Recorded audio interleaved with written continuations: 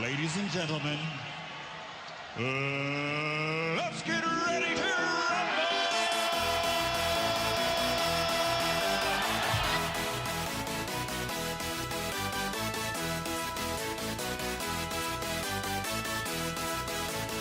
Y'all ready for this?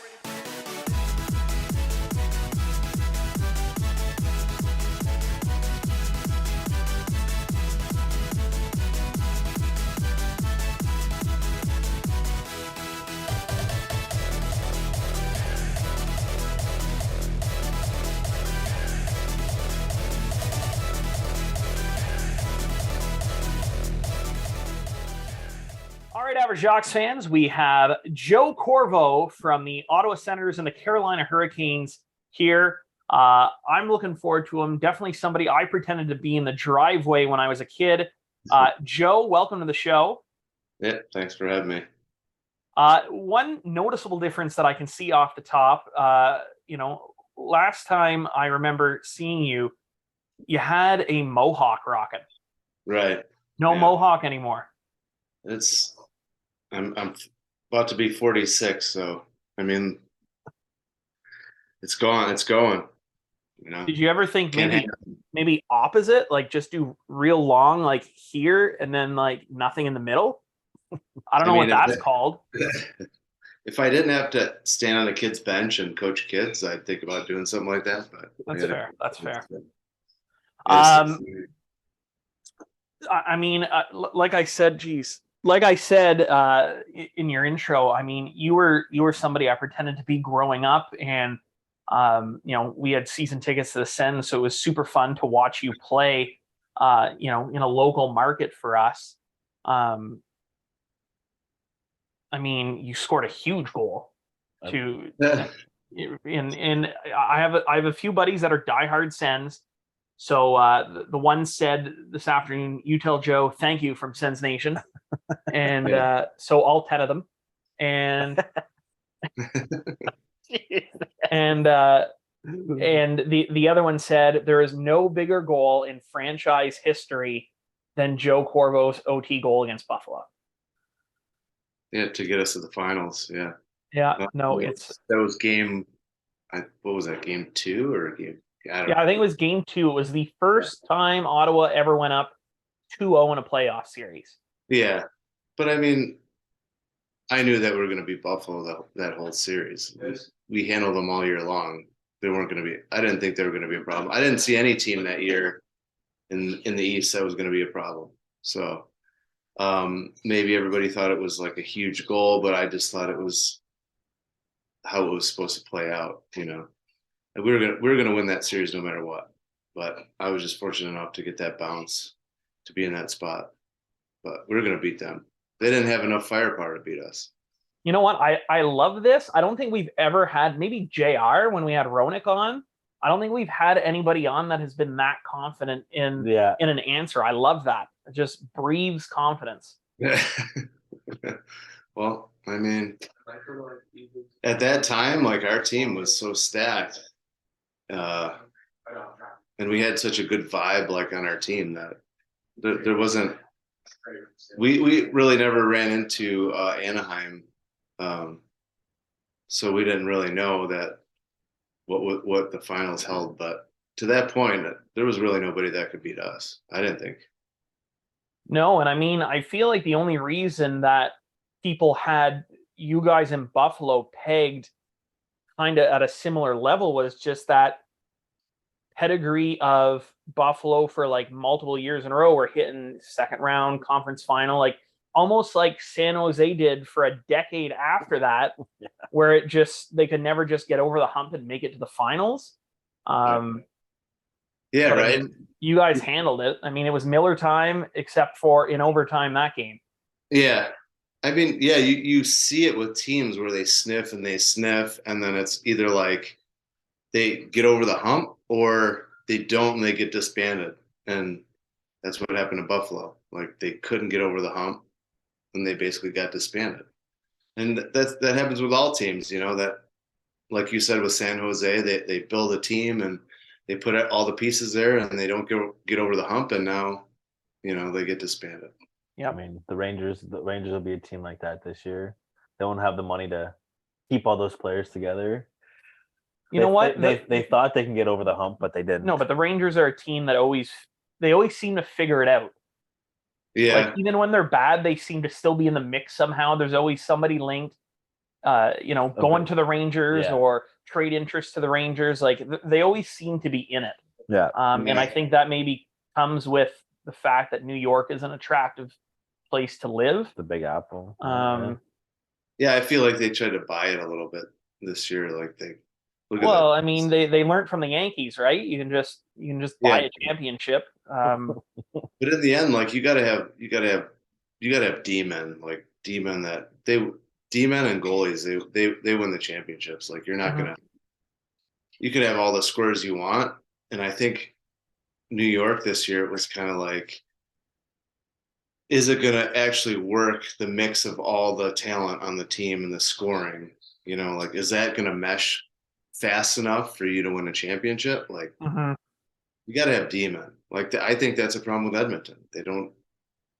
I mean, yeah, they have Matthias Ekholm, and then it's a bit of a drop offs, and then they have Darnell. Is Darnell a number 1 or 2? I don't know.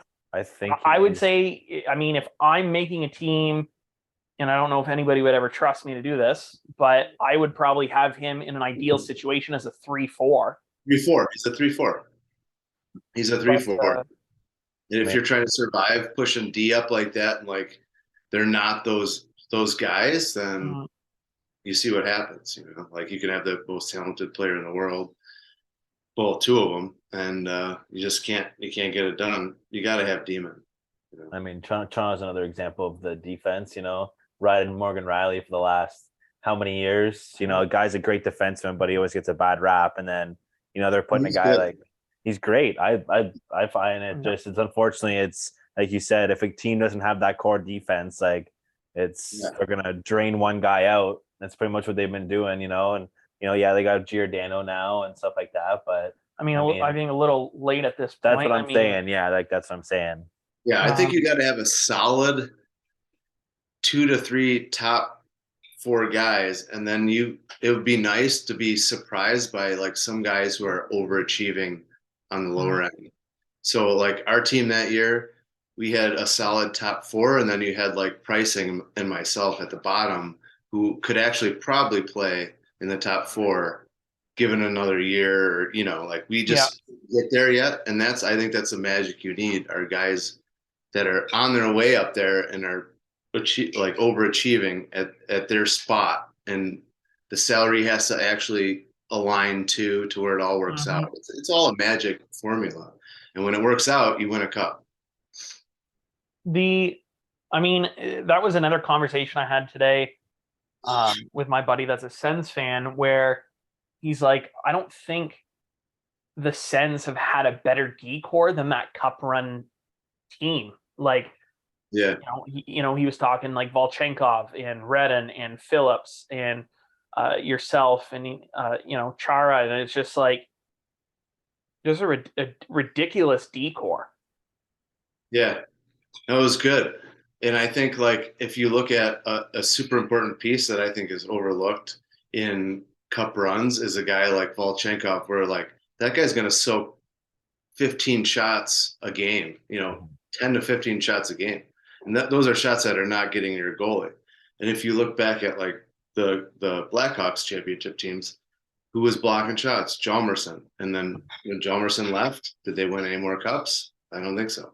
No, like that piece, he was so overlooked that like you got to have a guy soaking shots, and they don't get to your goalie. It's gigantic, How was it playing? Sorry, go ahead. I wasn't gonna block shots. That was gonna be my question. I was like, were you that next guy after him? No. That guy would come off the ice and take off his pants and have purple marks on his giant quads. Like, I'm not doing it. I also I'm assuming obviously you've blocked a shot. I mean, obviously unintentionally, as you said. Like, how much does that actually hurt? Like, even in the shin pads from anybody. Like, I mean, everyone's shooting over 85 or whatever. Like that's got to hurt no matter what. Right. Do you guys play men's league or no? Yeah. Like, I mean, if it hits directly in the front of your shin pad, you're fine. But like, you know that there's guys in the NHL like to cut all the pieces of protection they have just to feel good. So you've got exposed ankle, you've got exposed top of the knee or side of the knee or foot. Like those all hurt. Like if it hits you in shin pad, that's fine. But like when it finds your ankle or the top of your foot, I broke my foot in preseason that year in Ottawa. But yeah, those hurt. They kill. You know. And like it's like I even play hockey with some people that like I have to like tuck my skate tongue like under my shin pad. Yeah, Yeah. like, I can't skate, and some people are just like just ankles. They use it ankles out, tongues flying around, and I'm just like, and I can. Some people don't wear the like long socks. I can see like their bare skin. And I'm just like, oh. The no sock guys, those guys are psychopaths. Like oh yeah. don't wear socks in their skates. Yeah, I don't understand. Like, it creeps me the fuck out. The only shoe you should have on, or two shoes that you should have on without socks, are Crocs and sandals. That's it. That's it. I mean, I've seen you wear Crocs with socks before. Well, yeah, no, but I'm saying if you're not rocking socks, yeah, those are the only two acceptable shoes, in my opinion, to be rocking. Like, yeah, no, it's I don't trust them. Agreed. I don't trust people. Yeah, agreed. I mean, I still wear a cage in men's league, but I mean, Yeah. I think it's a safe bet. I don't feel like paying for teeth. I think it'd be cool. Yeah, I had to quit men's league because our team could only muster together like at the most 6-7 skaters. So I was doing 60 minutes on the ice, not coming off. I just was like, that's enough. Like I'm 45 years old. I don't need it. Yeah, you want to go out and just play, and have fun. You don't want to. You did your skating in the NHL. You don't want to be out there for 60 minutes nonstop. But like men's league for you, like, are you playing with other retired NHL players, or are you just like, sign me up, drafted to a random team? Hey, I'm ex NHLer Joe Corvo. Yeah, so the owner of the organization that I coach for, Windy City Storm, it's one of the 5 AAA teams here. He owns the rink, so he has his own men's league team there, and it's like a I guess you'd say A league, but in that league there's not many NHL guys or any that really participate. So like we can get guys if you make calls and you get them, but they're not in that league. It's a lot of guys who are, taking clappers from the blue line, and you're like trying to live the dream. Yeah, like getting physical in the corners, like a lot of guys like that. We're just like, I don't need this stuff. But well, no kidding, you're not getting paid to do that anymore. There's a good skate at my rink on Wednesdays, and it's a lot of the Blackhawk. It's called the Blackhawk alumni skate, but like, you get guys like Steve Pops out there, and okay, he has some Cornwall ties actually. Popper, yeah. Adrian O'Coin's out there. He skates. Okay. So there's a good skate on Wednesdays, and they're always like, "Are you gonna come out?" And I'm like, "I can't because I actually have to coach like a practice before that, and it's just like I'm at the rink all day, and I just don't feel like it." But that would be the best skate to skate in. Men's league is just it's too much for me.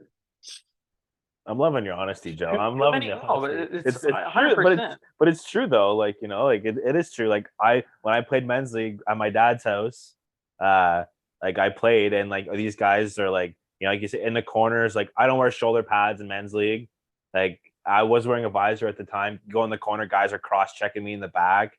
They've got like neck guards, and they got the wrist protectors. And I'm looking at I'm like, dude, like if this is how it's gonna be. And then I took a high stick. I deked the guy out, and he literally swung his stick with one hand and hit me in the face. Right. And my jersey turned from white to red very quickly. And then I was like, oh, and my brother works at a hockey school. I was like, yeah, I need a cage. Like, like it's just like you said, like Joel said, guys still living that fantasy dream that they might get the call up, Right. I had a guy steal a puck from me one time in men's league.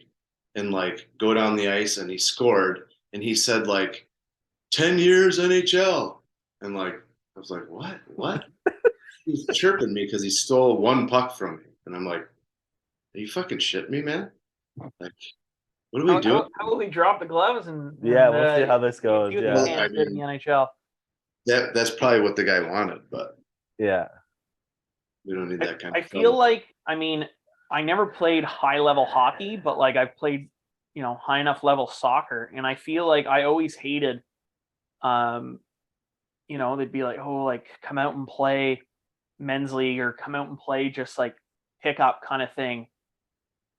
And it always just like turned me off because it was just, you're going out there, it's not actually like quality anything. Yeah. And Here- then it's just like there's guys that are going hard and like you're used to playing at a competitive level, and it's just kind of like, this really is fucking boring. And like that's when you get hurt. Yeah. Here's what I'll say about adult, non-professional leisure sports, right?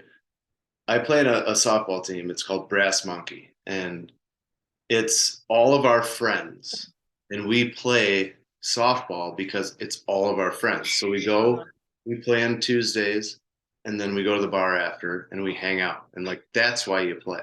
Yeah. Like men's league is something completely different, where what you're talking about, these guys are like living their dreams through adult league hockey, and you're not on a team where it's all your buddies, where you're like going somewhere after it, and it's all about the experience and being with your buddies. It's more of like men's league is like good. It's like mercenaries for hire almost in Illinois. It's like can you play men's league tonight? We need to win. You're like, I don't know anybody on that team, I guess, but I think that the experience, whatever you're doing at my age, is like, I want to be with all my buddies, and it's not about winning. It's about like having a good game and like doing well, and then going and enjoying something afterwards, rather than, going and trying to win, or Joe Corvo needs to score all the goals for us tonight. Like that's not fun for me.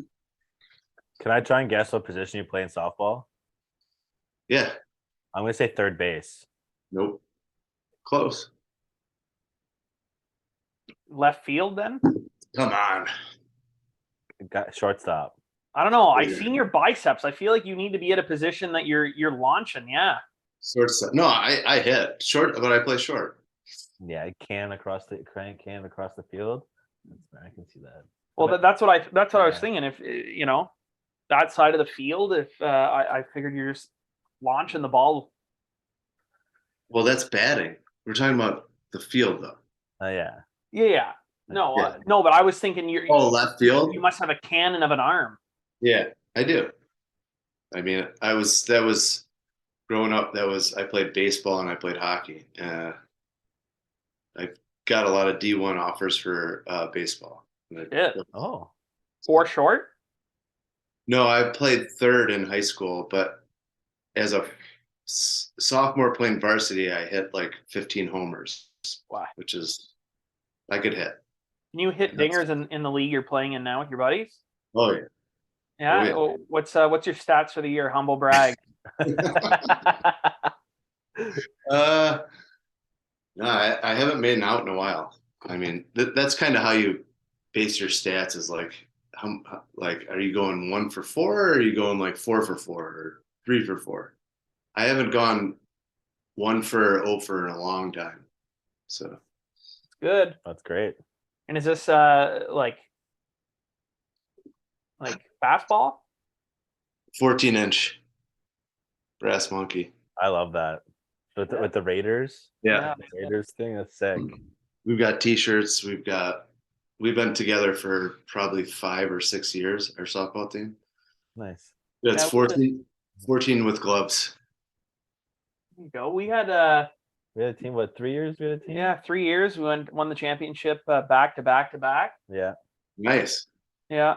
Yeah. Bringers of Rain. That was it, the name of your team? Bringers Yeah. of Rain? Yeah, after Josh Donaldson's nickname, and our logo was after his home runs, and Nice. Replica Jays jerseys with that logo on it. I mean, going back to guys that think they still heroes, I almost fought a kid on our team. Yeah. I'm not gonna name names, but Joel knows. BJ Algatani. Yeah, there we go. That's how our the championship ended last fall. Was in a brawl. Grown men. The other team's pitcher called out one of our guys that like said stop whining, and it got bad. And it was like 5-5 or 7-7 at the time, and the ump was like, "That's it, ball game. It's all over." So he ended the game in a tie, the championship game, because 40-year-olds were about to start throwing down.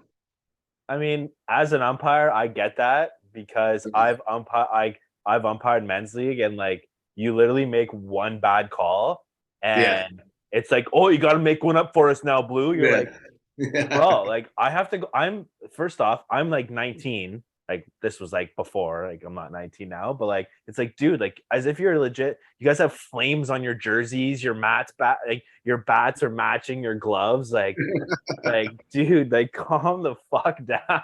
Yeah, that's the teams we play. They can't. So we all use the same bat. Our whole team we have one bat. Yeah. And we all use it. So like we smoke the ball. So every team we play is like, you guys your bat's loaded. And we're like, no, we have a former professional athlete. We have a former NFL football player. We have all these athletes on our team who could smoke balls, and they just can't believe that our bat, they look for excuses. We're like, our bat's legal, dude. We just got some horses on our team. Yeah. And we're 40, whatever, and they just can't handle it. So. I love it. I don't think there's any better rivalry in sport than men's league sports. Like you're not going to see bigger rivalries than that. Yeah. It's true. Yeah. That's true. But it's funny, it's the biggest rivalries, but the least at stake. Right. Nothing. Yeah. What are we playing for here? Ego, man. Yeah. I get to go to work tomorrow and tell my coworkers that I have some great water cooler stories. Yeah, that I fought a dude at baseball yesterday. Yeah. The best is when guys get hurt doing it too, and they got to go to work with like torn meniscus or you know, whatever it is. It's like, dude, maybe you should just stop playing if you can. Never. Yeah. Wow. So I mean, we'll get back a little bit to hockey, I guess. So in that cup run, you played with another one of my absolute favorite goalies of all time in Razor Ray. Yeah. How, like, I feel like he always seemed to be a little sassy in media stuff, which is like I like because it was personality. Yeah. Where, you know, you see a lot of guys, it's the same, you know, rehearsed or fed lines by the agent or team, whatever. And like, I remember, you know, he had this is after his Ottawa days, but like when he was playing over in the K, trainer tried to put his hat on him, like tried to fight the trainer. You know, he just seemed to have some personality. Yep. But how was that in the locker room? Like, was he the same way with the guys as he was in front of the camera? Was this a bit of like maybe like a PK Subban situation where personality was a little bit bigger than most guys would have liked? Yeah, I mean, Ray was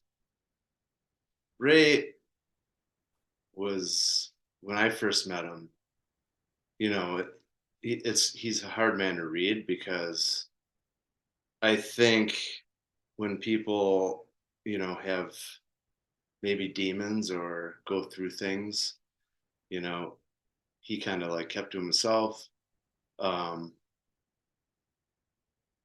He was an interesting man. He really nice guy. If you knew that he wasn't feeling great in the morning, you knew not to shoot over his pads, or else he'd come after you with his stick if he had a rough night before the practice. But like personality wise, like he wasn't a dick at all. He was great. McGrath and Ray and myself, we hung out a bit. Ray was a great guy. You know, he was just a different. You just knew you had to know how to deal with Ray. That's fair. He went through a lot of stuff. Like we're talking about rehab and like there was a lot of demons there. So you just had to know like what frame of mind he was in that particular day, like, and approach him based on that. You know what I mean? Yeah. Did that make it tough being that you guys are, I mean, anybody that's playing professional sports is, you know, super competitive and win at all costs. Was it tough navigating that, but also having a team first mentality? He always showed up. Like he always showed up. So like if a guy's always showing up, like I'm not going to question what he's doing in his spare time. He always showed up when it was game time, you know. Like, is that going to catch up with you in the end? It's probably going to make your career a little bit shorter. But like that guy, he always showed up. He always battled. He wasn't like a super conventional goalie in the way he moved, but he made the saves. You know, like we always knew that Ray was going to be like as a defenseman. I never worried about whether he was on or off. He was always on. So I had no problem with the way he operated. It's, you know, that nobody's perfect. Yeah. No. And I mean, I think, and like, I mean, the whole thing with Buffalo when he took on the whole team, I mean, obviously goes to show that whatever crest was on the front of his jersey, he was just ready to throw down for the boys. Like he didn't give a shit. Fought Marty Biron, then fought Like, Andrew Peters. You know what I mean? Like it's just, you can tell, like, even us just watching him, like you can just tell that he would blood, sweat, and tears for the crest on the front. You know, like, yeah, his name was on the back, but you can always tell it was like, no, like Ray was going out there. Like you said, it didn't matter what kind of state of mind he was in. He showed up for games and he showed up. Like he never let you guys leave. Wow. He never let you guys hang, you know? Yeah. Yeah. That guy, yeah, he was awesome. I mean, I wouldn't have fought him in practice or anytime. Well, yeah, there's not too many guys that are getting punched by other professional athletes that have a smile on their face. And it's scary. That to me is scarier than anything. I mean, you mentioned hanging out with McGrattan and Emery. I feel like you're ripped as fuck, and you were probably the weakest guy of those three, or the least crazy. Right. I create the smoke and mirrors with my physique, and those guys are just like, they don't care how they look. They'll just beat the bag off you. You know? Yeah. They don't care. They're crazy. Yeah. Wow. That's great. So what, I guess, what was the coolest thing? And I mean, I know you guys ultimately lost in the cup final, but like, there's not many guys, even if you count statistically, that make it to a Stanley Cup final. Right. What's left in the tank at the end of the day? Like what, you know, by round 4, you're running on fumes. Yeah. So that was obviously my first Stanley Cup finals. And the worst part about that was going coast to coast. Like we're talking about like trying to sleep was impossible, right? Like we played 2 games in Anaheim. Well, we had to fly out there and try to get your body acclimated to sleeping. And then the 2 games are over and you're going back east. And now you're trying to acclimate your body again, but you only have 1 day. Like that whole series to me was like a blur. And then you have family coming in, dealing with that. It was just like, if I could get there again, I would like do it completely different. You know what I mean? I wish I had another chance because that one was such a whirlwind going coast to coast, and I felt like it was just too much, you know, like didn't sleep a lot, pressure. Like, to be honest, for me, I don't think I played the best. And I said, if I ever get another chance to do this, I'd do it differently. Like, I put too much pressure on myself.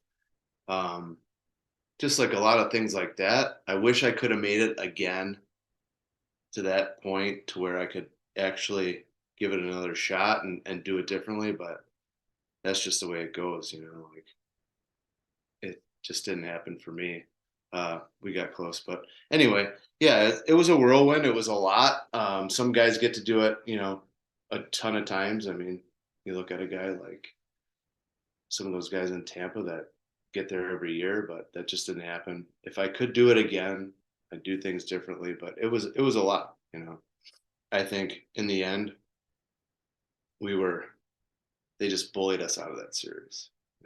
But I also think too, like with Canadian teams, like obviously you played for when you were playing for Ottawa, like with us Canada only having 6 teams Right. at the time, Yeah. like, and it's like every time that Canadian team gets closer and closer to the finals, like it didn't matter if it was Ottawa or Montreal or Toronto, whoever it was. I always thought, like, as a fan, there was always more pressure on that team, and like I always wondered like what it did to the players, and like you just answered that question, saying like like you put all this pressure on yourself, but really like it's just like it's because it's like it's been since '93 there hasn't been a Canadian champion. '93, it's just like, was that ever a thing where like when you guys made it, Like that the weight of the nation. yeah, like the weight of the like all of Canada? Did you ever feel that as a player, or was it kind of just like you were stuck in your own groove? Yeah, for me, I was just kind of stuck in my own thing where it was just like I want to be able to do my best. I didn't really think of it that way. I'm glad I didn't, because I would have had it. Yeah. Yeah, no, I just ruined your whole night, Joe. My Good bad. thing he came in 07. Yeah.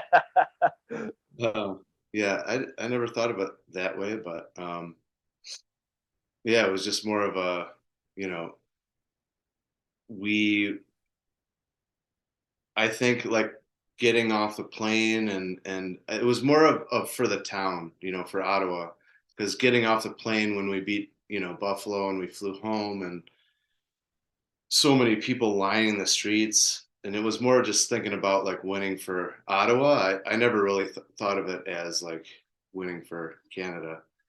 Um, and especially, obviously, I'm from the US, so but it was more about the fans in Ottawa, like at the end of the day, where I felt like, we wanted to win for them, and it just didn't happen. So I mean, we'll move on from Ottawa. You end up in Carolina, Yeah. which I mean, what came, a couple of years prior, they won the cup. How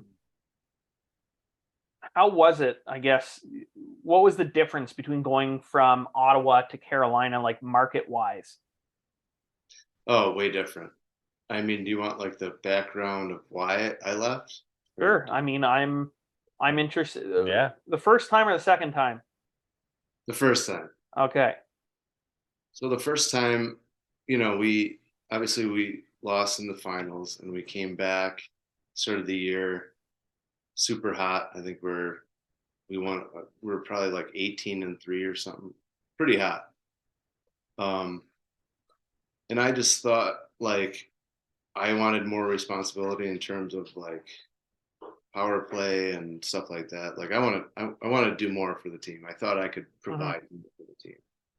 And I had a meeting with Brian, and Brian was like, based on salary at that point, Brian was like, you can't really be in those spots right now, because we've got guys who are making X amount of dollars who had those opportunities. And so I was like, all right, well, if I can't be in those roles, then I'd like to go somewhere else. Even though we were doing okay, we were doing well, and we kind of hit a couple bumps in the road, but just like I if you're not going to put me in those spots, then I want to go somewhere else. So, and Brian was such a stand-up guy, like That was my other question. Like he seemed like such a classy guy. So he was one of the best coaches I've ever had, and like men in hockey that I've ever met. Brian Murray, like he said, "All right, well, we can't do that for you. I will move you," even though he probably didn't want to move me. Hmm. I'll move you. So he moved me to Carolina, um, and I got so yeah, going from Ottawa to Carolina was like it's hard to describe. I mean, you're going into Carolina where they did win a cup, but it's not like a super crazy hockey market. Like Hmm. Ottawa, everywhere you go, people whisper because they're like, "There's Joe Corvo, he's right there." Everyone knows who you are. Hmm. Carolina's way different. I was going to a team that was chasing, trying to make a playoff spot after they won the cup uh, years prior, and it was um, an opportunity for me, and it was just way different. Um, Pressure wise, I mean, I had played in LA for years before Ottawa, so I knew what that market was like. It's people. There's hockey there, but they don't live and breathe hockey. So I was kind of Hmm. going into a market that I was already used to. So there was no pressure there, and I just got after it when I got traded there. So I mean, you go from, you know, arguably one of the best leaders in all of hockey. And I mean, again, I've never met the guy, but seems to be a popular guy in Daniel Alfredson, um, to maybe who would be the next generation's one of their staples of a captain, and Eric Stahl. Mm. Can you maybe speak on the difference between kind of, Like a veteran captain compared to a younger captain. yeah. Um, well, there was other people in place there because Rod was there, That's like, right. and you had other veteran players there that were like very, very respected at that point. Um, so there was more like numbers in terms of older veteran players there than there was Mhm. in Iowa. Like there was, three Daniel Alfredsons in Carolina in terms of like guys who were there who won the cup. They were still there. So it was like almost more like a humbling thing to where it was like let me get to work and I need to perform well because these guys are here. And so I thought there was more of a little bit of pressure to perform in front of these guys who had been there and won a cup. So I thought it was a little bit more like that I needed to do what I needed to do. Rod Brindamore looks like one tough son of a bitch. That's what I literally was gonna Um, say. Yeah. like how intense was this guy in the locker room? He doesn't say much, to be honest. Like Really? Oh. I Well, think I didn't expect him to say much. I Well, feel like he just has to look at you and yeah. yeah, like, right. He's definitely the leader by example. Like that's what he is. He's going to be in the gym after the game on the bike. He's going to be working out. He's going to be doing this, doing that, like completely dedicated and not saying much. Like if Rod's going to say a lot, like there's a big problem. He's I like him being the coach of Carolina right now is like he's got to be one. In my, I don't know, like his coaching style has got to be exactly how he played. Like just the respect level that everyone has for that guy. Like you want to play for him, and I think that's gigantic. If you want to be a head coach in the NHL or anywhere, you have to have that respect level, and he has it without even saying much, and he does it all through his actions. Whether it's I know he's working out in the gym right now, like while the players are doing what they're doing, I'm sure he's in the gym with them. He's doing all that stuff. And, that's, I kind of try to do the same thing. I know it's youth hockey, but copy the guy and do the same thing he's doing, lead by example. That's kind of how I am. But yeah, he's a great dude. All the respect in the world for that guy. He's awesome. I mean, what age group are you coaching? I know you said you were coaching AAA, but I'm not sure if you said what age group. So I'm doing 14-year-olds this year, and 18-year-olds. I have a son on the 18U team. So I started 10 years when I retired, like 10 years ago. I started with Pee-wees, then I worked my way up to all the way up to 18s, and now they give me a different team, like a team without one of my kids on it this year, 14-year-olds. So that's where I'm at. How is it coaching a team that, like, is your approach any different having a team that you don't have like a kid on compared to coaching one of your sons? Yeah, it's way different.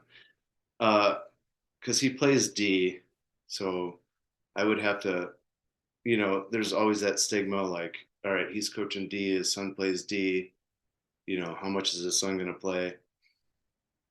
I played the players that should be on the ice at certain times. Like, I had no favoritism towards my kid. But not having any kids this year is way different, and it was exciting because I started building the team a couple months ago. So it's exciting to build the team, and then when we'll start, I don't really have to think about like that at all on the back end. I don't have a kid on forward or D, so I don't really have to think about that whole element, and it's a little different. I think it's going to be, I'll be able to see a little bit more because you tend to watch it, whether if you're on the back end coaching D, you tend to watch like when your D step out there, all the D. But now I'm coaching forward, which is a little bit different. So it gives me an opportunity to like kind of learn and see what the forwards see, but also like I do get to watch the D as well. So it's just an interesting new dynamic that I get to see that, I wasn't sure if I can coach forwards, but I mean, when you see the game, you see the game. So, And I mean, regardless of what position you play, I feel like if even the shittiest guy to ever play for the NHL has to have some kind of hockey sense or vision for the game to be yeah, able to play at that high of a level. So, yeah. I mean, we're at a point in AAA when you get to 14s, it's like glaringly obvious, like the kids that don't have hockey sense. I mean, or they can't skate. Like for me, it's like if you can't skate, you can't play on my team. So I look for kids that can skate, and then hockey sense wise and athleticism. Like you got to be athletic. So there's a couple like prerequisites there that you have to have at 14. I'm not sure that you could teach a kid how to, if they're really behind on skating, it's tough to catch them up at 14. So that's like the first thing for me. You got to be able to skate, and then you got to be able to think the game. Those are the two most important things. I mean, yeah, 14. Yeah, that's fair. Still, you want Well, you want the you gotta kid to think still be learning, but like you said, to have that base where you're not taking them from down here to bring them up here. You got them here, and you're trying to just get them up a little bit higher. right. Like obviously the prime development age is like squirt and peewee. So if a kid slips through the cracks there and is playing double A and his coach doesn't do any skating or passing, like doesn't focus on that stuff enough, but like the kid's athletic, it's like it's tough to teach a kid how to skate when they get to Bantam Major. It's really tough. I do passing and skating before, like at the beginning of every practice, but like it's tough to catch kids up unless they get like a personal skating coach to work on their stride and like change their stride because they've been doing the bad thing for so long, and now they get in front of you at 14 years old. It's tough to break them of those habits. what would be, I mean, like, would you see yourself coaching like junior or, uh, you know, high level hockey? Like, is this, would that kind of be your goal, or is this just for fun at this point? For me, I am in a like a mid, like an in between state where I don't know. It's like I'm having fun coaching youth hockey. Uh, I've been learning for 10 years, like learning not only learning the youth game, but like seeing the whole recruitment game, at 18s and 17 the 18U and 16s and 15s, and how all that works with the advisors and that whole business. So it's just kind of like information gathering right now, um, and kind of like getting better as a coach in terms of practices and like all that stuff. So I'm kind of just in a learning area still after 10 years of coaching. I think I'm getting better every year. So I really couldn't tell you like goal wise, if an opportunity came around, would I be open to it? 100%. But I'm just trying to do the best I can with the youth and then learn everything that I can learn. Have you, I mean, have you heard of like Mike Weaver's Yeah. company that he has? Yeah. I thought that was super cool. I'll probably only ever coach like my kids' team, Yeah. but I feel like Genius. it is. And like, have you ever used anything like that, like to just make your life easier? He has what, the coach's site? Is that it? Or Yeah, and it pretty much them? you click on the type of drills you want to run, and Yeah. yeah. So yeah, there's a drill database. It's called Drill Draw that a lot of coaches use. But I tend to I have a lot of them like in my head. But I work with a lot of other coaches. So I played with Mike in LA, and he was always a computer guy. So that seemed like the right way for him to go.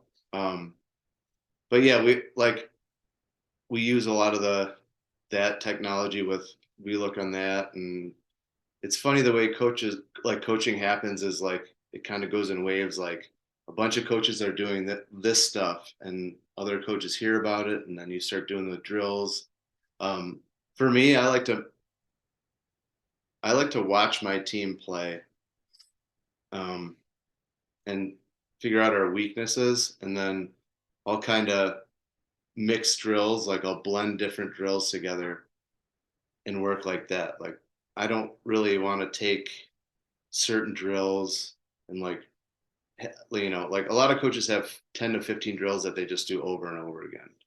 I like to see what my team is lacking week by week and kind of like hammer different drills based on that. So I'm not going to stick to like a handful of drills and do them all year long. That's smart, because I mean, I always remember growing up, like I only played a couple years of like traveling hockey, but I remember practice, you knew what was going down. If we lost, there was no pucks and we were skating. But if we won, we were coming in, we were doing the same 4 fucking drills over and over again. And the end of practice with a shootout. And then you end the practice with a shootout, Yeah. And I mean, there was one year that we won the like our division, our league, and we went to the tournament of champions. But then my coach's ability to navigate our team through a championship tournament showed, and we fucking lost because of them, because we went into overtime and we had 3 lines, and he went down from 3 lines to 4 forwards. Ugh. And he just cycled the 4 forwards, and then he would put like my line. I'm okay with hockey. I can skate, but back then I was like 125 pounds soaking wet, so I was always going to the corner and getting fucking destroyed by the big defenseman, because I was on the ice for 45 seconds, Yeah. and then so in that time it was like those 4 guys would go on, and then he'd put our line out for 15 seconds, and then you'd hear him yell, and we had to get off, and we lost because of that, and like I remember we played this team, the Mississippi Thunder Kings. That's who we lost to. And there was this kid, we were Fuck, we were in grade 9, grade 8. Yeah, grade 9. And this kid was 6'6" on skates, and he would touch the puck and everybody would get scared. Yeah. So I'm like, you know what? I'm getting like 35, 40 seconds ice time. I'm like, I'm gonna try and hit this guy. Probably the worst mistake I ever did in my entire life. I drew a penalty. I went to go hit him, and he just fucking drove his stick right in my cage. Yeah. And fucking snot rockets, everything. He got a penalty. We didn't score, but I mean, I have a player on my 14-year-old team that's like that. Like a kid went to hit him 2 weekends ago and basically knocked himself out. Like a 6'2", 14-year-old who's just strong, like not skinny, like strong. And one of the mission kids went to hit him and basically knocked himself out. It was great. it was great. I have to ask. I mean, I think this is more of a fan noticing it, but when you played in Ottawa, Peter Schaefer had the wildest fucking tape job on his stick. Oh my gosh. I don't know if you remember that, but I did. It was junk. It was one strip on the bottom of the blade, and then at the top, it just enough to say that he could keep the tape on. Yeah. It was just. So I'm not crazy. Okay, good.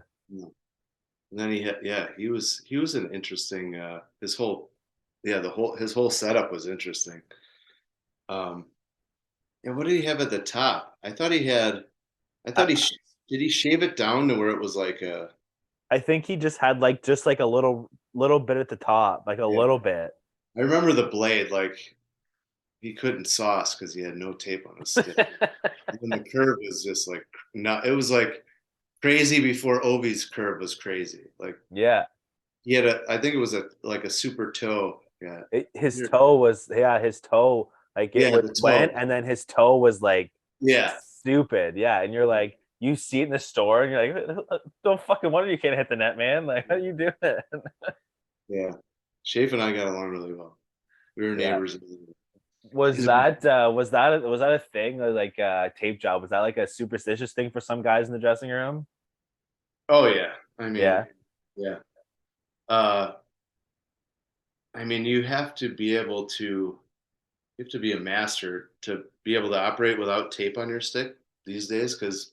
I mean, you guys know that those blades, like, you can't sauce off those blades if there's no tape on it. It's like slick, and the puck just like goes end over end. Yeah. So, like a guy like Ovi, he's obviously shooting all the time, and the puck comes off that blade. Like, you don't know where it's gonna go because there's no tape on it. He scores a shit ton of goals, but like playmakers, do you see any playmakers that don't tape their stick the proper way? I don't think so. No. The guys who, if you want to make plays in tight, like you got to have tape on your stick. Like I tell all the kids, they see Panarin's stick and they're like, they tape it like Panarin, but you're like, guys, it might look like he's just taping the end of his stick, but if you look close, he's got like black tape waxed on there, so like when he needs a sauce, he can sauce. Yeah. Mm-hmm. So I tell all my kids, like, you have to tape your blade almost to the heel. Like you could come off the heel a little bit, but like, come on, you guys aren't pros. But yeah, everybody has their, Spez was a big same everything guy. His stick was really weird. Yeah, because he had just the middle, I think, right? He had his lie was super weird. He had like a lower lie than I've ever seen, because his hands were like low all the time. He had kind of a similar curve to Shafe, but like it was like straight and then curved at the end. But he was religious with his sticks, Spez. It was like if something was wrong on any part of the stick, it was like, I'm not using that one. I'll get another one. Yeah. Question for you, since we're talking about crazy guys you played with. Heater, he had 1507. Yeah, we had quite the wild crew there in Ottawa. Yeah, like it's almost like weird to think of, like, you wouldn't think that some of these guys gel. Yeah. Like Alfie just seems like such like he'd be like a serious guy. Yeah. And then like I look at Danny Heatley and it just screams like frat guy to me. Yeah. And Mike Fisher, Mike Fisher being like, Yeah. I mean, very at least religious. very religious, Yeah. into the hunt and fishing game. Yeah. You got Chris Phillips that looks like he's like an accountant. Yeah. And you got man giant Zdeno Chara, and then you got the crazy Russian Anton Volchenkov. Chris Neal. Yeah. So I'm gonna correct you here. Chara I was went on that to team. Boston, and then I went. That's why they No. got. That's why they got me. Yeah, Charles, because you said it earlier and I wasn't sure, and then You I can looked slap at him. He's right there. Give him a slap in the face. Joe said it. Yeah, no, but the Chara vacated, so they were looking for somebody new. So that they picked pricing off of San Jose, and they got me off LA as free agents, and that filled the void. And then Wade, they had Wade and Mazzaros. They were like 1-2. Forgot about that. They were 1-2. Philly. Yeah. Who was and Volch, and then me and pricing. So that was like 1 through 6. Wow. And then Christoph Schubert would fill in once in a while at forward. He was like the swing man. He could play both. Yeah, that was another name that came up today. We're friends on Facebook, but like he only posts in German, so I gotta use the translation. Really? Yeah, He's a nice guy. yeah, extremely nice guy. He was actually too nice. He needed to be a little bit meaner because he was a beast, like body wise, heavy, but like he just wasn't mean. If he was mean, like, I would have been great. We would have played a long time. But yeah, so we'll go back to Heater. Yeah, love it. Yeah. Yeah, Heater's again like one of those. We had a team like with some guys who, made some mistakes in the past, and he was in that. I mean, remember in obviously in Atlanta, he was in the Carolinas. So you're seeing a version of a person that has been through some big trauma in his life. The guy could score goals. I mean, does Heater score 50 or whatever if he's not on a line with like Spez or Alfie? I don't know. Was he the greatest skater? I don't know. Could he score? The guy could score from anywhere, right? So he's one of those players where he's got to have some really good passers, and he's gonna bury, and he's gonna score a lot of goals. So that's the kind of player Heater was. He was a great guy, another great locker room guy, and just another piece of that puzzle. He was awesome. And it was, because it was like you said, like him playing with Spezza, like, and I remember like when he like Spezza would drop past the Heaters all the time, and then when Spezza moved on from Ottawa, like kind of went other places, he'd be playing, he'd come in through the neutral zone, he'd hit the blue line, and he would drop past it, and there'd be nobody there. Yeah. And because he was so used to having Heaters coming in hot behind him, and he knew, like you said, he can score from anywhere, and he'd pick that puck up and score unbelievable goals, But like, yeah, that was whenever Spez was skating up the ice with the puck and like on the boards. That was when I knew, like, all right, I got to be fourth man here, because Spez he's gonna either stop up, he's gonna buy some time, and like I got to be the D at the top of the zone coming in, because he's gonna be looking for like that fourth man in that open spot in the middle of the ice. So whenever he was carrying up the ice, I was like on my horse to get in the spot I needed to be. Spez he was good. Can I ask a question about Jason Spezza? And like it has nothing to do with hockey. Just since I was a kid, for whatever reason, he just looks like somebody to me that smokes darts. That just smokes like a pack a day. Yeah, he's not going to work too hard in the gym. I'll tell you that much. But okay. Yeah, no, he's just a talented guy. I was impressed that he stayed around as long as he did. But he just loved hockey. He's like one of those guys who just loves hockey, like everything about hockey, like following it, whatever team, he's always seeing who's winning and who's scoring points. Like he was always fully immersed in hockey. He loved hockey. So, I that's why he stuck around so long, because he wanted to win a cup so bad, and know what that feels like, because he's a hockey guy through and through. Spez, he's all hockey. I mean, one more thing about Danny Healy. What was up with that guy's windshield for a visor? Did they not? Is that like the last visor they had, or he just wanted to wear that? That big one. Is it Yeah. a 3/4? Yeah. Yeah. Put a pair of windshield wipers on that thing, man. It was a windshield. Yeah. I remember he had two different colored eyes. Heater did. Like he Okay. had a blue one and a black one. I don't know if that's like if he had an eye injury at some point. Okay. I'm not sure. But yeah, he had that old school like 80s visor. I remember. Uh, I'm not sure why, but that's how he rolled. Hey, got asked the questions. You were there, so He I was don't think also I'll. a guy with he only had a strip of tape in the middle of his blade. Yeah. Yeah. He wasn't passing. Yeah. No. Peter No. wasn't a disher.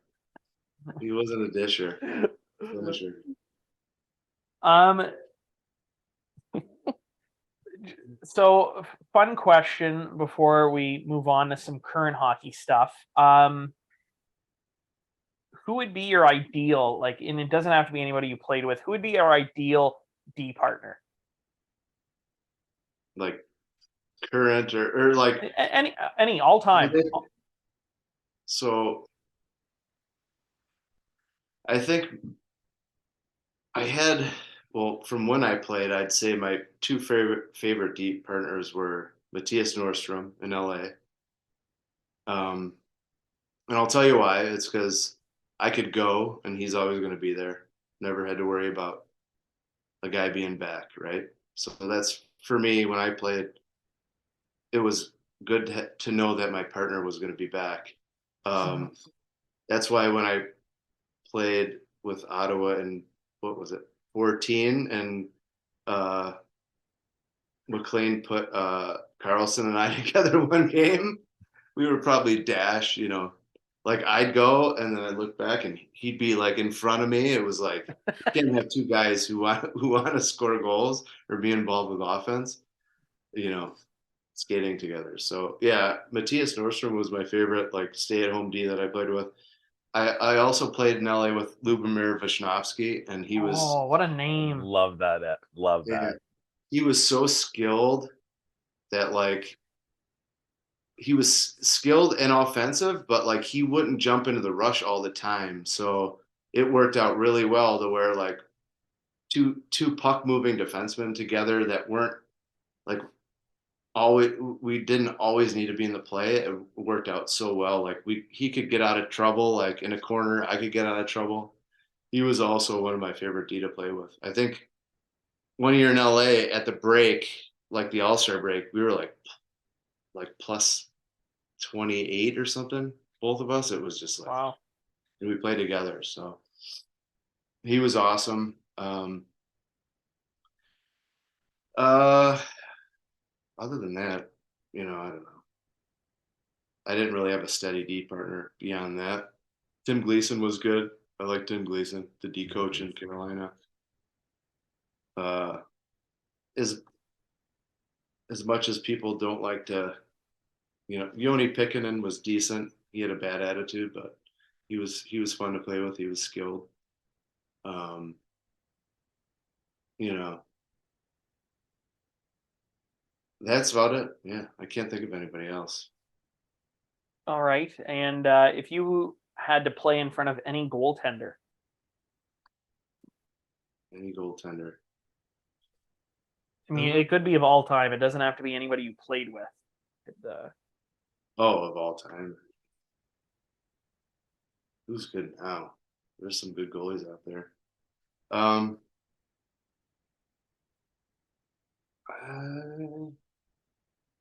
gonna say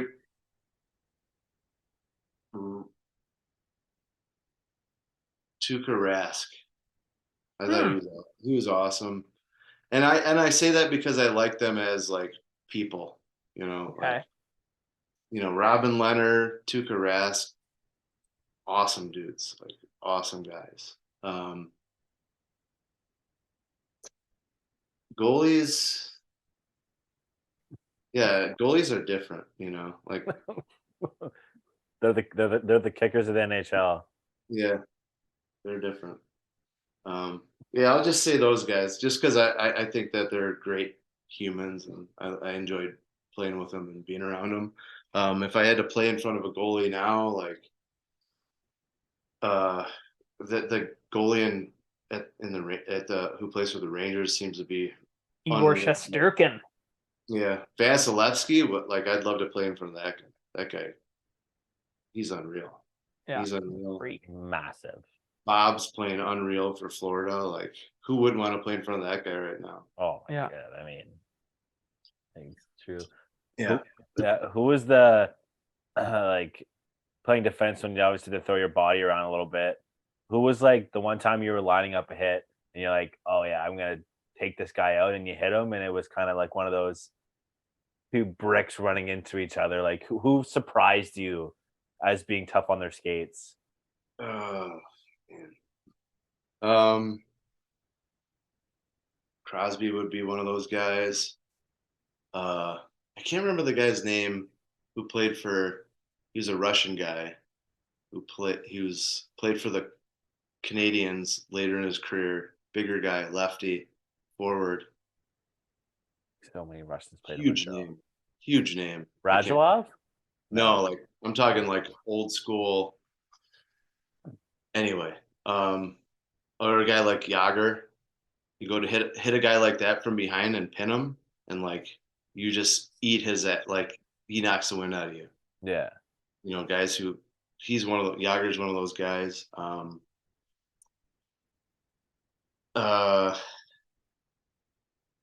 Parisi was pretty good, like a reverse hitter.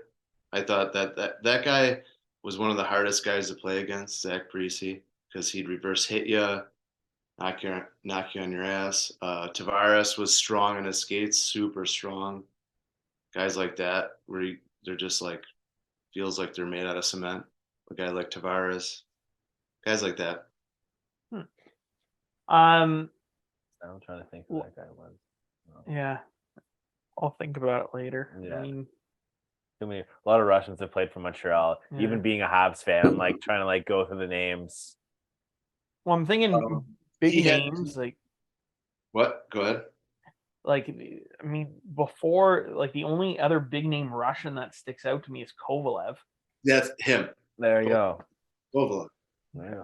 Like that guy, when you went to hit him in the corner and he had the puck, like it was so solid. It was like running into a fucking mailbox. Yeah. He was strong in his skates. That would probably be my number one. You just kind of like contain that guy. Don't try to knock him over because you're going down. Those white skates at the fucking tongue sticking out. Yeah. Yeah. He had a lot of points of flair. Yeah, that's a nice way of putting it. Yeah. Yeah. Great.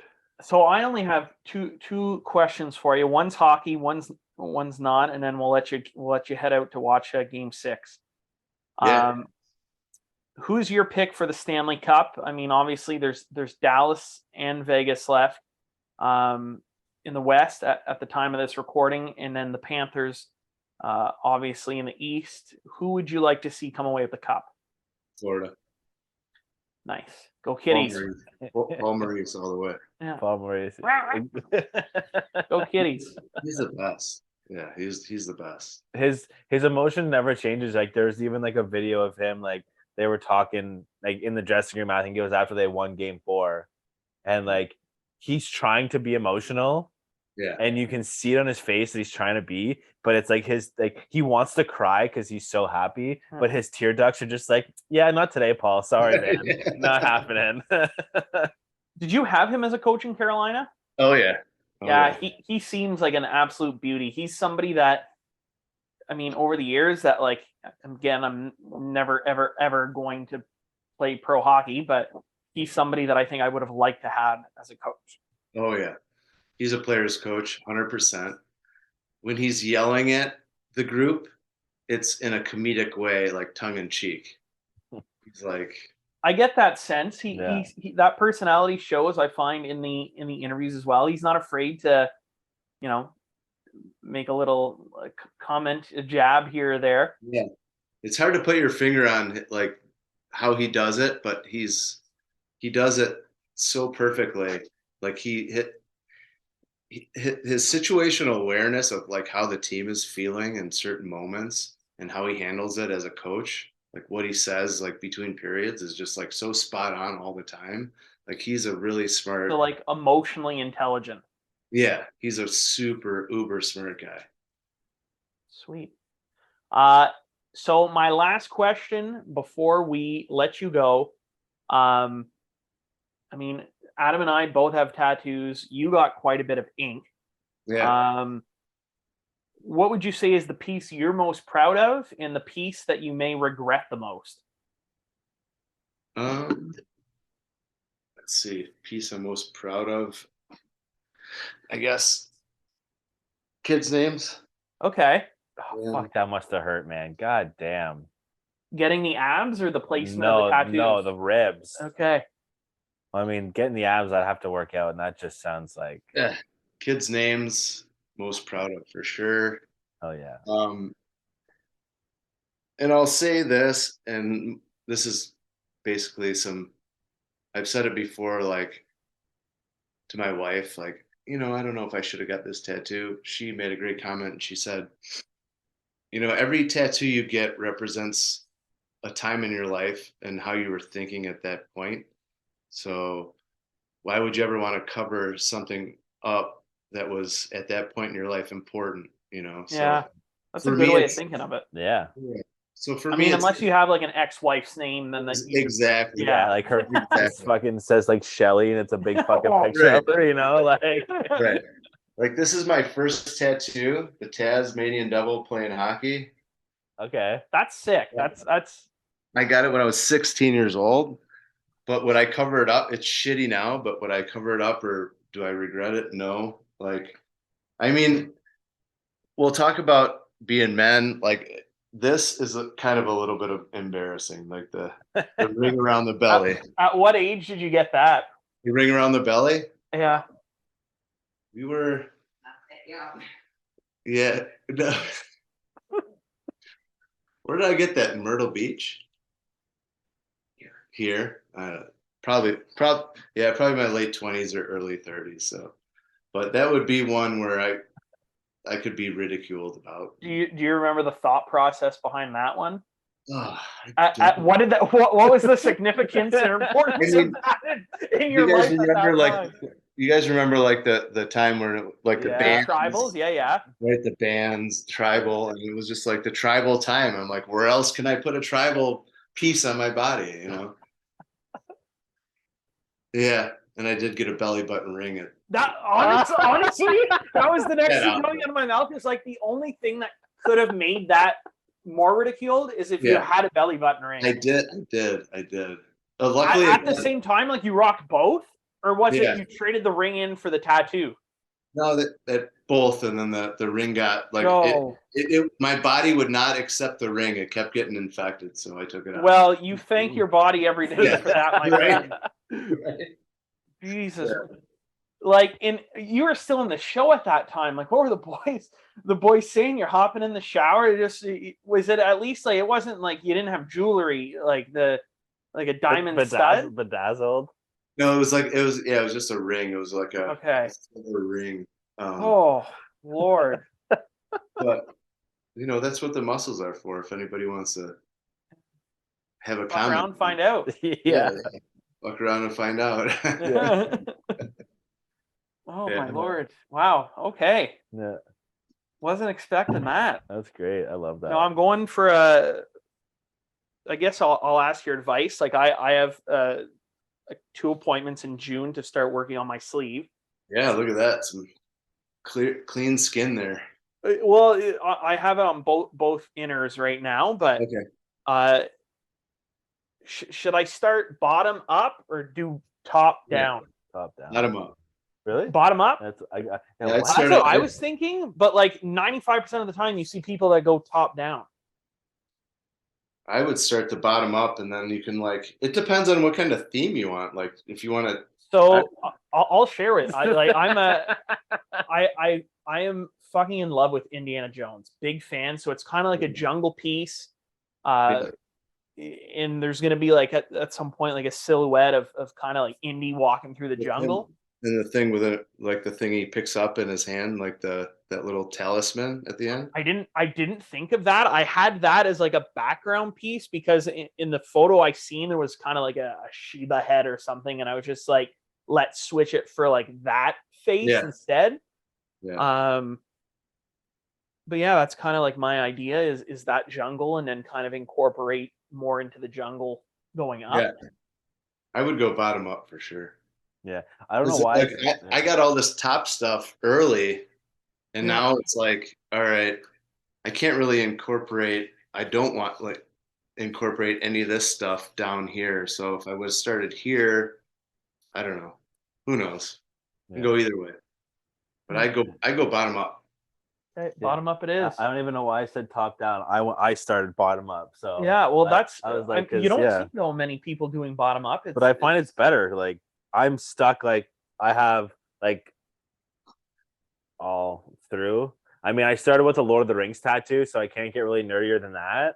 You guys, I mean, movie buffs. Yeah. I mean, yeah. But like next is like right here, like that's crease of the arm. That I'm a little worried about. But I mean, at this point, I'm already 5 tattoos in. I'm not gonna stop now. Yeah, get some numbing cream and. Nah, don't be a bitch. You're fine. Well, fuck. Sorry, I didn't say for me. I was talking for you. There's a couple of joints, but I don't know. Oh my tattoo artist lets me smoke weed while he tattoos me, so I just do that. If I was to get a movie tattoo, I would probably get like I was looking at some Blade Runner 2049. I think it's 2049. Okay, yeah. You're not gonna go with the original Wesley Snipes? What? You're not gonna go with like the original Wesley Snipes Blade? Oh no, that's Blade. Blade Runner is the movie. Blade Runner. Blade is just that's too. No, it's not good. But yeah, I need to get some more. It's addicting. Done. Oh yeah. I've got calves left, and I've got a lot of skin left. Yeah, I mean, just above the belly button one too, there was some space on the second pairing abs. Yeah, I mean, neck tattoos are coming in. You can always go with the Tyson right on the face. No do face. A little Post Malone tear. I would do fronted. I would do here, but I wouldn't go anything on the face. I go neck, here. I feel like that'd fucking kill. Just like neck right to the jugular. Yeah, I mean, you guys know if it's not on like a bone or like these are the worst. This area is the worst. Yeah. Ribs are the worst. Elbow, worst. Right on the bone. Oh. You can't wait for that to be over. And like the worst is you don't feel it. Like if you're getting this arm done and you're hitting a bone, you feel it on like this arm. Like the pain. It's not this side that hurts. Yeah, you might feel it in your back. You're like, you're like, what the fuck? Yeah, those are some weird pains when they hit those bones. And it doesn't help my tattoo artist isn't the smallest dude either. He's a big boy and he's not shy with the needle. I mean, he does great work. I've never had problems, so like I'm not gonna complain. But like the first guy that gave me my first tat had his eyes tattooed. Oh, they're all black. Eyeballs? Yeah. Ugh. And like all black, man, and scariest motherfucker. I thought I booked with the other guy. So I'm like, this guy looks cool. He looks like the guy from like one of the guys from Tattoo Nightmares at the time that was like doing the fixing.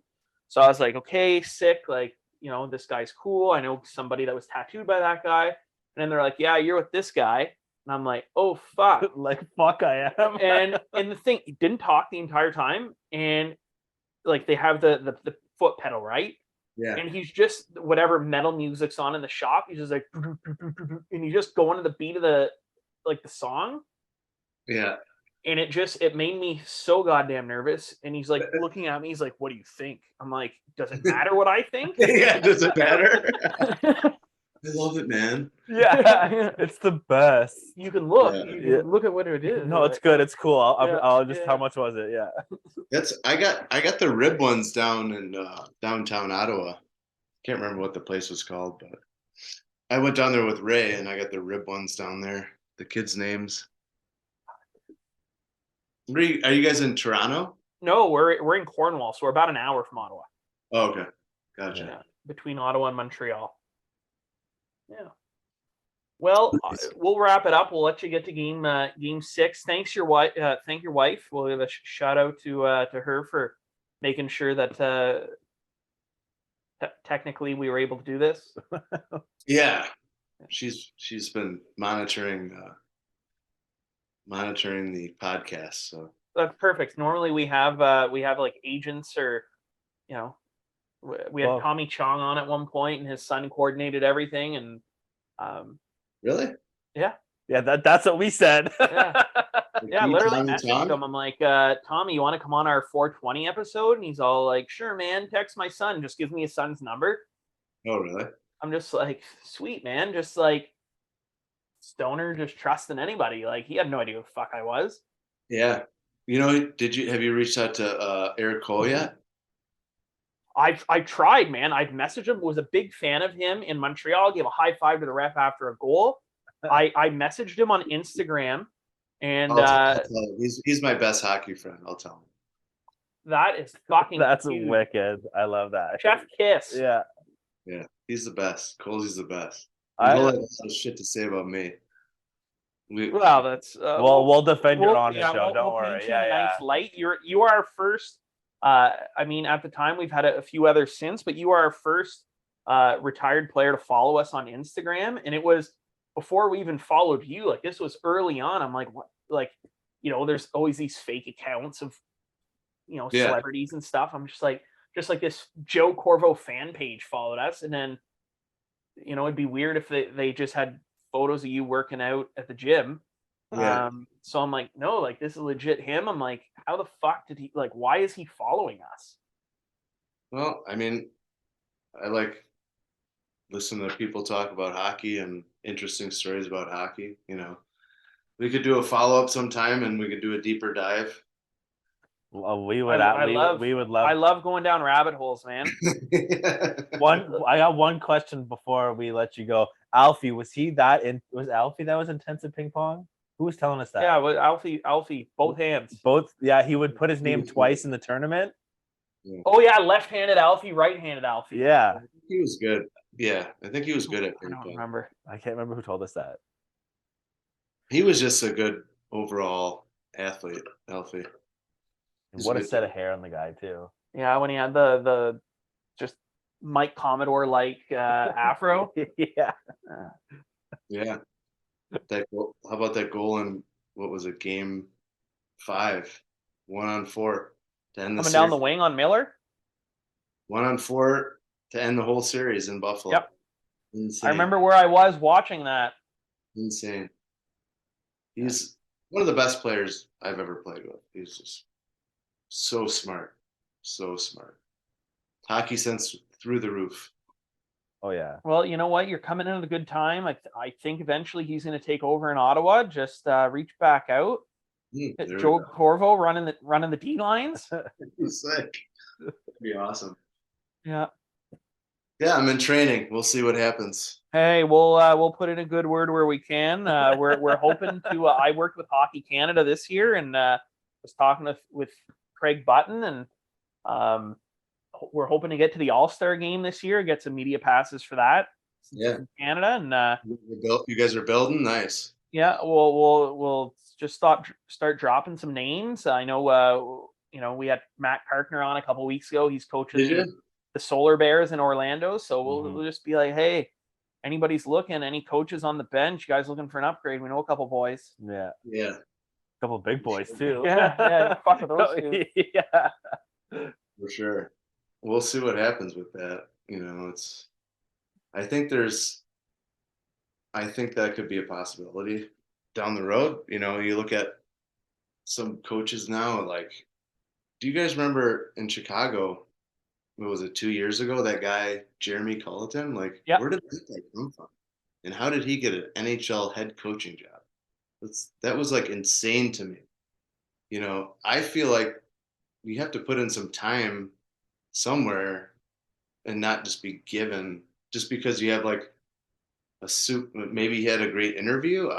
No fucking clue. But like we talked about earlier with Rod Brindamore, like your coach has to have some sort of respect level. Yeah. All the players, and I think we had Jeremy here with the Blackhawks, and like, who's going to respect that guy unless he's like unreal, like Paul Maurice, like he never played, but that guy demands respect. I just don't think. I feel like that same feeling for the guy in Edmonton right now. Like, he looks like a fucking nerd, and I'm just like, Yeah, man, if this guy came in and told Connor McDavid, listen, this is how we're doing it, and I was Connor, I'd be like, go fuck yourself. Yeah, right. Like, see you later, bud. Take a hike. Yeah, I'll see you at the game tonight. I'm Yeah. skipping practice. Connor McDavid, first coach player Yeah. player coach combo in the NHL. yeah. It's an important job, and the coach has to demand respect. So Stressful as fuck too. I can't even imagine. Well, like I said, you walk in with those biceps. I'm not talking while you're talking. Wherever you say goes, coach. I appreciate that. And No problem. Especially you can be the first coach in the league with a neck tat. Yeah. Imagine that. Berkey, loosens the tie and does a couple buttons. You're behind the bench, just like some neck tats coming out. Hey, if I know what I'm talking about, it doesn't matter what I look like. No, but the intimidation factor, they cut to you on the TV. Some coaches are yelling, they're red in the face. I use cool, calm, collective, like security guard behind there, just start popping like the chest. Like, Yeah. No, I think we can make this work for you. I'm liking where it's going. Yeah. Nice. Well, thank you again for coming on. Yeah. I've had a blast. I'm looking forward to diving down the rabbit hole a little further. We can can peel back the many layers of Joe Corvo. Yeah, that's gonna take a while. Hey, all I have is time. I'm open to it. So What's those TSN? They have those 3-part or 4-part series now of like 30 and 30. Yeah, 30 and 30s, and we'll just talk about like your childhood and how you grew up and why you are the way you are, and let's really dive deep here. Yeah. Also, you talked about being a dual sports guy, so I want to know about that too. We'll find your your minor league coaches, and we'll get some of your baseball buddies on. We'll black them out if they don't feel like being on camera. We'll do that light trick. They don't feel safe. Yeah. Vegas 3-0. 3-0. Second period. Wow. Hoping for a game 7. Jamie Benn should just sit the bench. They played better without him. Yep. Yeah, Florida's gonna win the cup. Yeah. I fucking hope so, man. I have a buddy, diehard Panthers fan. The guy deserves it. Don't know why he's a Panthers fan, but yeah. Maybe they'll get a few more fans, new arena out of it. Yeah, that ice there sucks. It's the worst ice in the league. Well, how do you keep ice? You can't. You can't. No. You're just hoping. Even Amalie Arena, like, it's just, you can tell just the architects weren't hockey guys. Yeah, that ice sucks too. Terrible ice. Well, when you tear an ice out and you put a basketball floor in the same day. Yeah. You know what I'm saying? Like, it's like I mean, I've never played on that ice. I mean, can't be good. Dude, we had games when I played in LA where the Lakers were playing in the afternoon and we were playing 7 p.m. game. And it was just like, wow, the ice is so bad. Yeah, slush. Yeah. Get to the corners, you're gonna fall. Yeah. I think it helped me out later though, because playing on good ice, you're like, oh, this is great ice. Like Ottawa's good ice. Montreal, great ice. Toronto, great ice. not so great fans, but Preaching to the choir, brother. Yeah, you fit right in on this Corporate podcast, Carl. Joe. corporate Carl can't get it done. Yeah. What size T-shirt are you? Large. Okay, we'll I send like you. the size down, so it's like Yeah. Yeah. Well, your torso's large. Your arms are 2x. exactly. All right, we'll send you an average Jocks T-shirt. Yeah, nice. I'll send you a Brass Monkey T-shirt. I'll That's rep good. that. Honestly, whenever you brought up monkeys, the first thing I thought in my head is this guy plays for the Savannah Bananas. What size are you guys? Fuck. I'm XL. Yeah, I'm a large. All right, I'll work on it. Yeah, we'll figure something out. All right, Beauty Joe. I think it's like the third time. Yeah. Thanks for coming on. It was a blast, and we'll talk to you soon. Okay. Thanks, Joel. Thanks, Adam. Appreciate it, man. No problem. Thanks, Joe. Appreciate it, Take care, guys. brother. It was a good time. Take care. Thanks.